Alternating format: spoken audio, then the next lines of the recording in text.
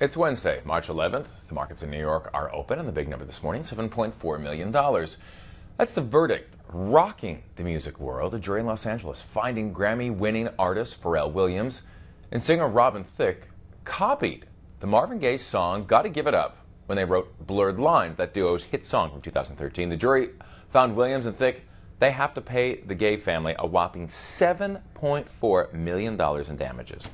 Hey everyone, I'm Dan Kleffler in New York. So here with the details, a man with his finger on the pulse of the music scene, Aaron Task from Yahoo Finance. Mr. Task, how are you this morning? Hey Dan. So listen, this is a bit of an interesting case, right? I mean, what happened? Because at one point we actually had Thicke bringing in a piano into the courtroom and actually playing during the trial, right? Yeah, I mean, it's a fascinating story because, you know, all art, but music especially, artists borrow from other artists and they might be inspired by other artists. And there is I won't say a blurred line, but a very thin line between being inspired by something and actually copying it and violating copyright infringement. And the jury found that Pharrell and Thicke had violated Marvin Gaye's copyrights. And $7.4 million is the biggest settlement ever for this type of case. There's been a couple of others.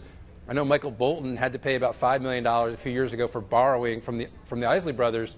But this is definitely going to send shockwaves through the music industry. So the big difference being mimicking, borrowing, copying outright. I mean, that's what the jury had to really kind of decipher between. Yeah, exactly. Well, let's think about it. Like the entire rap industry was built on sampling someone else's music. Now, presumably, when you sample someone else's music, you pay for that right. You pay the royalties. Then there's this gray area, again, where something might sound similar. Like, I'm old enough, I don't know if you're old enough, Dan, to remember, you know, Vanilla Ice's Ice Ice Baby was a huge hit a million years ago, and it sounded an awful lot like Queen's song Under Pressure. But Vanilla Ice said, well, there's one note difference, and somehow that was okay. And that's why this decision is so profound, because the jury is basically saying, like, this is too close for comfort, and, you know, Pharrell and Thicke, again, violated Marvin Gaye's copyrights. Yeah, it really is it's a fascinating case.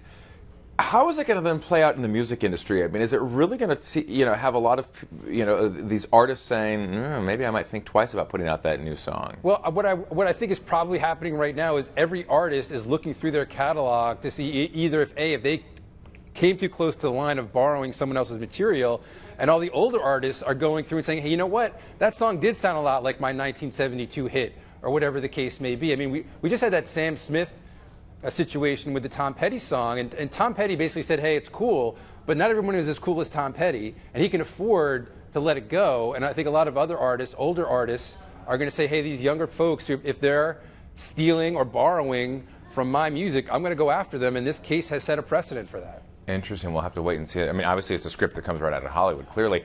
A bigger picture in that market's big sell-off yesterday. What happened?